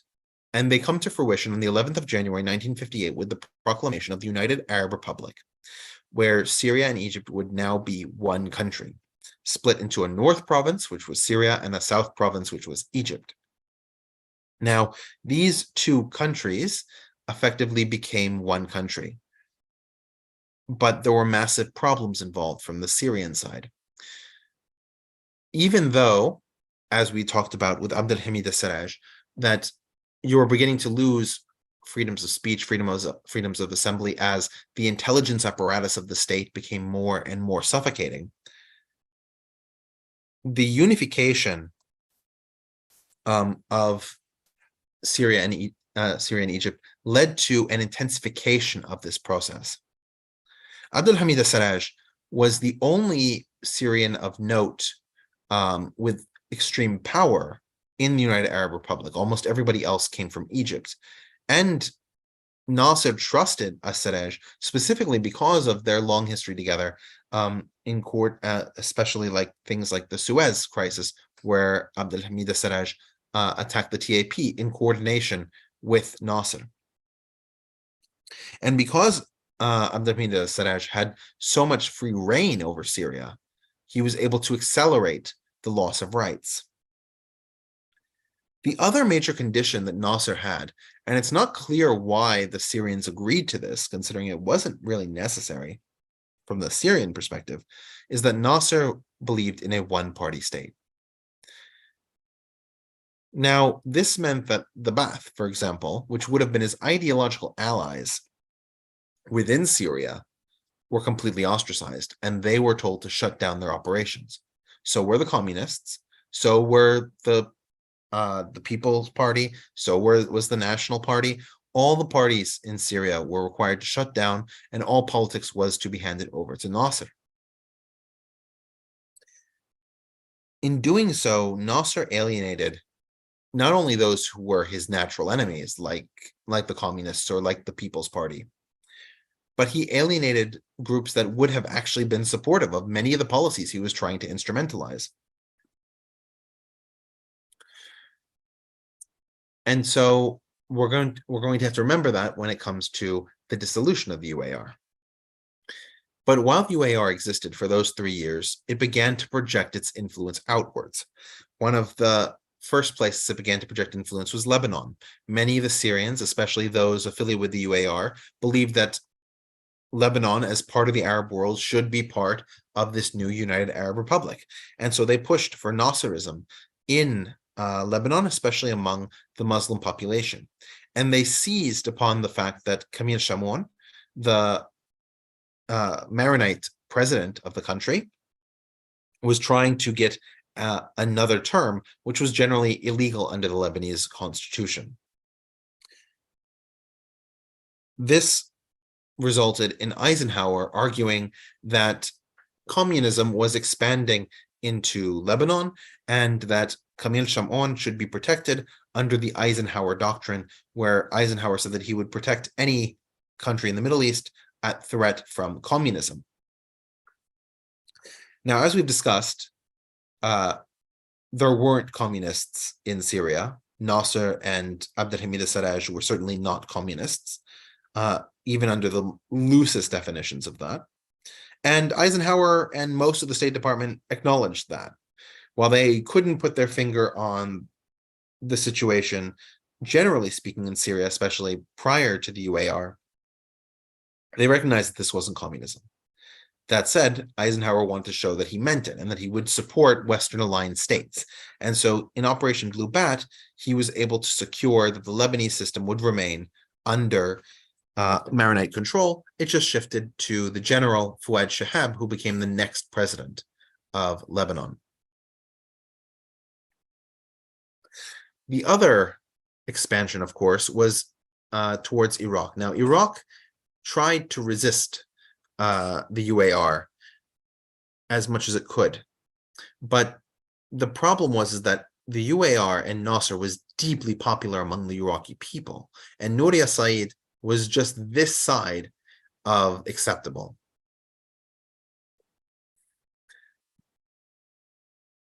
Nouri al-Said had been doing everything in his power, for example, to try and bolster his reputation. He sent tanks to Jenin during the Suez crisis to show loyalty to Nasser in some way, as one example. But against the UAR, he felt that he needed to unify with Jordan, the two monarchies, to stand side by side in order to at least have some kind of resistance. And Jordan even expelled the British leaders like Glubb Pasha to appear less like a British stooge. And as part of this, Nouri al-Said ordered the Iraqi military under Abdul Karim Qasim to march from the south of Iraq through Baghdad to get to Jordan and therefore reinforce the Jordanians. Abdul Karim Qasim and his generals decided to do something a little bit different. And they turned right around and they sacked their own capital. In particular, they went after Faisal II, the king's palace, and they strung him, his uncle, the former regent Abdalillah, and Nouri al-Said from their own palaces and took control in what's called the July 14th Revolution. Now, the July 14th Revolution bears, in many cases, huge similarities, and we'll talk about this more in June when we talk about Iraq, with the Egyptian coup in 1952. But just because it had facial similarities doesn't mean that Abdul Karim Qasim is the same person as Gamal Abdel Nasser. And this particularly came to a head in that Abdul Karim Qasim was not an ideologue. If anything, he was just a military strongman. And he chose the allies he felt would be the most effective for him maintaining power. The alliance he chose was with the communists. And so while he was not a communist himself and is probably best categorized as a socialist, Iraqi socialist nationalist, right? He believes in nationalism for Iraq, socialism in terms of his economic policy. He quickly made enemies of the Baathists, including those who had helped propel him to power. And he made enemies with Nasser. So Nasser himself tried to instigate an uprising in Iraq in order to bring it more into the Syrian sphere, Egyptian Syrian sphere, and become part of this United Arab Republic. So the way this was done was that a number of Ba'athist Iraqis had crossed the border into Syria, like Abdul Wahab al-Shawaf, and these individuals were then tasked by Gamal Abdel Nasser to turn around and reinvade Iraq at Mosul. Abdul Karim Qasim, because of his mixed heritage, his father was Shiite, his mother was Sunni, or the other way around. Because of his mixed heritage and his sympathy for Iraq as a whole, he was actually able to mobilize the Kurds, and a combined Iraqi-Kurdish force was able to defeat the Mosul uprising and kept Baghdad separate from the Egyptian-led United Arab Republic.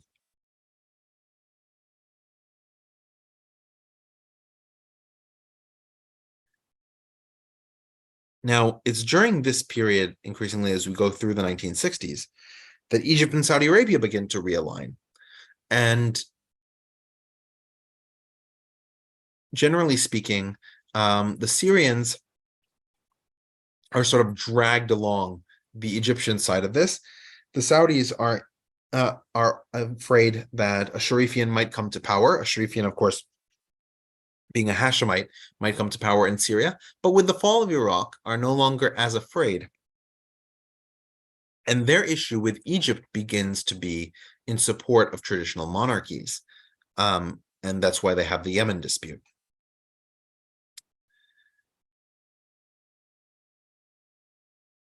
So starting in 1961, you start having a lot of antagonism from the Syrian side about what's happening with regards to the UAR.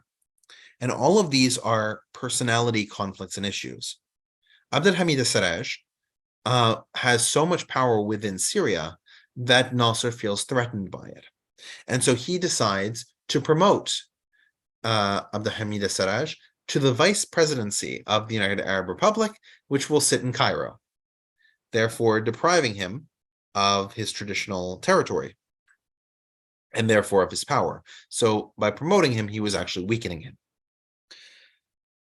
That led to a lot of antagonism between Abdulhamid as-Sarraj, and when he found out that there was a coup being planned against Nasser, he decided not to say anything, and so that coup ended up happening. Why was a coup planned, though? There were two major reasons. The first one is that Nasser was trying to upend the economic style of Syria in that final year in 1961. What he did is he installed a command economy where the Syrian government was in control. Well, the UAR government, especially based in Egypt, was in control of the production within Syria. And so this government began creating a massive problem for the wealthy leaders of both Aleppo and Damascus. And so they began to try and find a way to end the UAR, or at least weaken its command economy. But probably more importantly was the relationship between Syrians and Egyptians from a military perspective. And the Egyptians thoroughly humiliated the Syrians and made them feel second class within their own territory.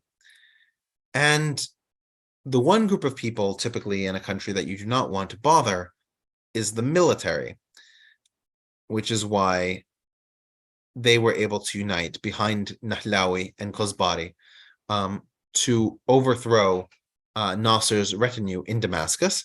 And they took control of the radio waves and declared Syria once more independent. Now, it should be understood that the people of Syria were still very much in favor of Nasser. They didn't like Abdulhamid as-Sarraj that much because of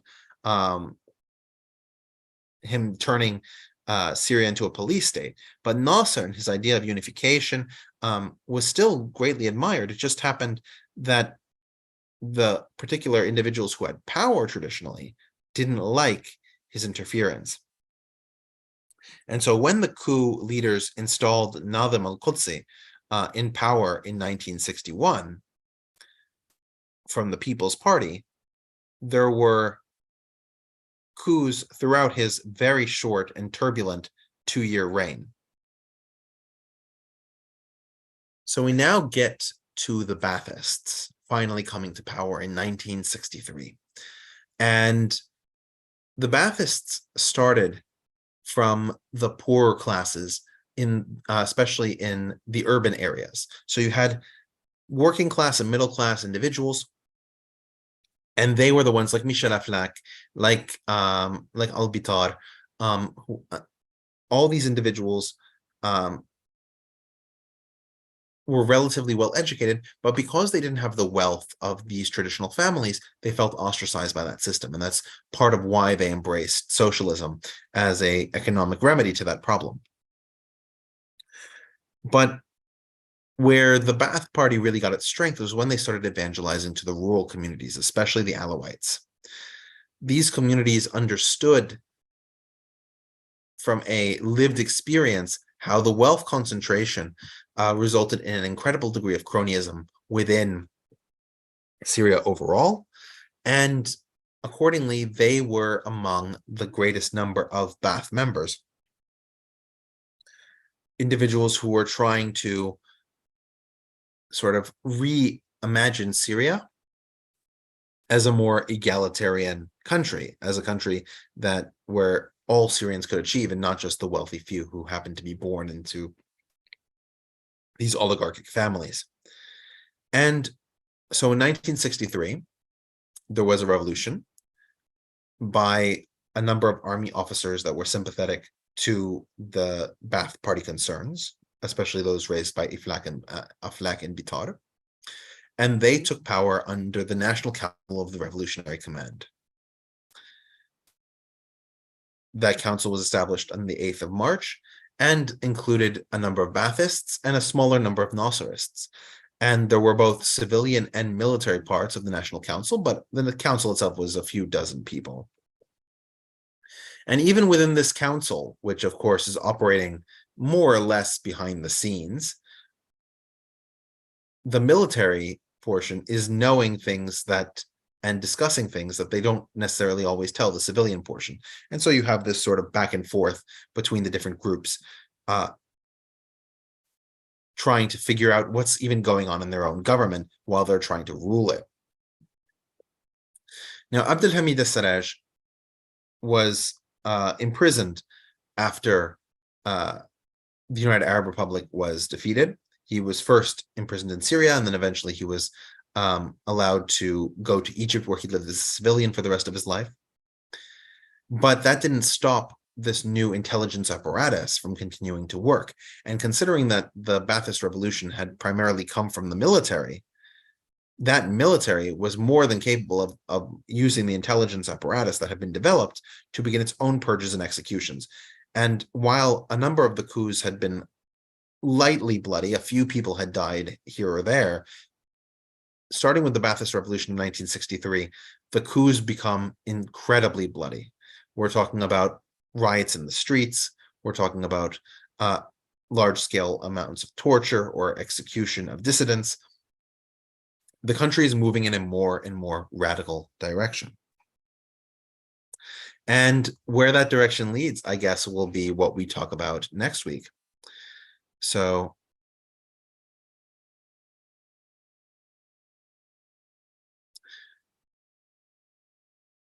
all right, questions, comments, clarifications. And while you're getting those into the chat or raising your hands because you'd like to ask them, let me tell you a little bit about who we are. At History Mostly Ancient Discussions, I'm Richard, and we meet every Wednesday. Next Wednesday, we're going to continue from where we stopped today and finish the entire history of Syria. Let's see how far we get. We also have Asian Philosophy with Jason Peng. They meet every Saturday night to discuss Asian philosophy. There is our Powerful Women series and our Dead Language series that meet once a month as well. Aaron and I are also going to do a Ukraine episode, a long-awaited Ukraine episode on the 3rd of June, which is a Saturday in this case. But we do all these different presentations, and you can see even our older series, so that way we can continue to discuss these historical topics. So one of the questions in the chat was, why are the Alawites so connected and made dominant in Syria when Syria has so many different religious sects? And I was originally going to get to that today, but we didn't quite get there. So I'm actually going to go back a few slides.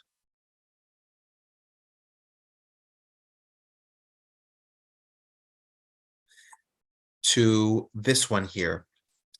And in 1966, there was a coup within the Ba'athist structure. And that coup was put forward by Mohammed Umran, who I don't have a picture of here, Saleh Jadid, and Hafiz al-Assad. And these three individuals are Alawite. Now, the Ba'ath party was disproportionately made up of Alawite members for exactly the reason we discussed before, which is that they were poor and disenfranchised, and therefore they connected with the social ideology of the Ba'ath party. And during the period that Saleh Jadid had control, which was from 1966 until 1970, there was what was called an Alawitization of the military, by which most of the Sunni commanding officers were removed. And so 90% of the leaders of the military were Alawites. So this goes back again to the concept of the shadow government versus the real government. The shadow government being the military apparatus, especially during the Assad years, was ruled by the military. And so this Alawite level of commanders was effectively controlling the destiny of the country. But from the view of the country as an elected place with a parliament, it had multiple political parties, with Sunni Arabs being the dominant group numerically. So you have this sort of juxtaposition, and that's the main reason why the Alawites are so dominant in Syrian politics, is that they have control of the military, and the military is the apparatus through which the shadow government operates, that intelligence military apparatus. Most of the other sects in Syria do not have that kind of connection to the military at this point. There are some, like Druze and Ismailis, that are also disproportionately represented among the Ba'ath party, that are also similarly overrepresented, but we should be clear that the Alawites are the ones with disproportionate control over the future. There's a question as to what role do the Druze play? They are citizens of Israel, Lebanon, and Syria. The Golan Heights in particular is interesting. Whose loyalty do they command? Druze political philosophy really codified about 800 years ago, and the philosophy is that they would fight on behalf of the governing authority, because they saw what had happened when they didn't fight on behalf of the governing authority. That's the case of the Fatimids, and they were thoroughly repressed. So the Druze within the territories of 1949 Israel, right? Those are the Druze living in the cities of Daliat al-Carmel, Usfia, and several other cities along the Mediterranean coast or close thereto, have strong loyalty to Israel, because that's the government under which they sit. The Druze in Lebanon have a strong loyalty to Lebanon, although we should put an asterisk on that, because Lebanon itself isn't a single unitary ideological framework in the way that Israel or Britain or France is. This is a bitterly divided country. And within that framework, the Druze occupy a space where they sit on the Muslim side of the divide between Muslims and Christians. They have a historic antagonism with Maronites, but at the same time, they're wary of the Sunnis and the Shiites. So they sort of are in the middle, but a little bit more to the Muslim side than to the Christian side. Then you have the Druze in Syria. And the Druze in Syria, in contrast to the ones in Israel and Lebanon, in contrast to the ones in Israel, were not in isolated small villages, but like the ones in Lebanon, were powerful land-owning families. And so these families consider themselves part of the Syrian project. And because of the role that Sultan al-Assad paid in the history of Syria and how loyal he was to the Syrian national project, Druze in Syria see themselves as Syrians first and are loyal to that country. And so then the question here turns to the Golan Heights. The Golan Heights, just for clarity, is de jure Syrian territory under Israeli occupation, and that occupation started in 1967, was reinstated in 1973, and continues. Israel annexed the territory under its own laws in 1981. And so under Israeli law, the Druze, like any other population in the Golan Heights, but all the non-Druze already left the area. So it's mostly a Druze question at this point. Are permitted to have Israeli citizenship because they are in territory that is de jure under Israeli law, de jure Israeli territory, as opposed to most of the West Bank, which is de jure under Israeli law, militarily occupied territory or disputed territory. Okay. The Druze, because they consider that their connection is primarily to the tribes of the Hauran region, and not to the tribes along the Mediterranean coast, that their loyalty is to Syria. And secondarily, that the Golan Heights is likely going to be returned to Syria in the event of some sort of peace treaty. And the last thing they need is to be persecuted by this intelligence apparatus for having given in to Israel. That said, during the Syrian civil war, many Druze were very thankful to be on the far side of Israeli guns, so that they couldn't be involved in the Syrian civil war. And as a result, a small minority have accepted Israeli citizenship. I think that sort of answers the question. Within Israel, Druze are subject to the mandatory draft. In Lebanon, they fight as well. And in Syria, they fight as well. But the drafting situation is a little different. Any other questions, comments, concerns?